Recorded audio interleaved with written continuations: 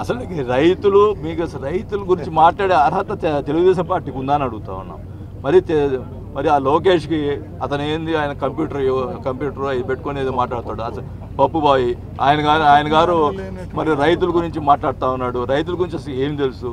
మరి రైతులు ఈరోజు జగన్మోహన్ రెడ్డి గారు రైతుల కోసం ఎన్ని కార్యక్రమాలు చేస్తూ ఉన్నాడు. మరి ఈరోజు రైతుల కోసం ఆయన ఎక్కడ ఇప్పుడు మొన్న ఇన్పుట్ సబ్సిడీ ఉంది, ఎప్పటికప్పుడు ఇస్తూ ఉన్నారు.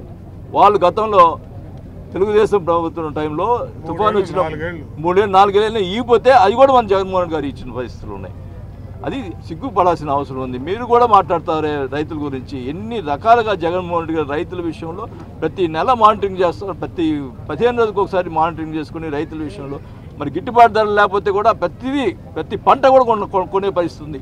ఆఖరికి చరిత్రలో లెక్కించదగింది పొగాకు కొనుగోలు చేయటం అనేది ప్రభుత్వం ఎంతమంది ముఖ్యమంత్రి ప్రయత్నం చేశారు కానీ ఎవరి వల్ల కానీ జగన్మోహన్ రెడ్డి గారు ధైర్యం చేసి మరి 100 కోట్లు దానికి పెట్టి ఈరోజు మరి రైతులకి ఇబ్బంది లేని పొగాకుని మరి అది అమ్ముడుపోని పొగాకుని కొనుగోలు చేసినటువంటి చరిత్ర జగన్మోహన్ రెడ్డి గారికి ఉంది. నువ్వు రైతుల గురించి మాట్లాడే అర్హత మీకు లేదు. అసలు నువ్వు రైతుల గురించి మాట్లాడతావు, మంత్రుల గురించి మాట్లాడతావు, ముఖ్యమంత్రి గారి నుంచి మాట్లాడతావు. వాళ్ళకి ఏం లేదు, జూమ్లో చూసుకునేది ఏదో పని పాట లేకుండా ఉంది. వాళ్ళకి ఏదో మాట్లాడటానికి ప్రయత్నం చేశారు. నా మీద నాకు వేసాడు 5 కోట్లు దొరికినాయి అవి అని చెప్పి దాని మీద నోటీస్ ఇస్తే ఇంకా దాని సమాధానం ఉండదు. అది ఆ చరిత్ర.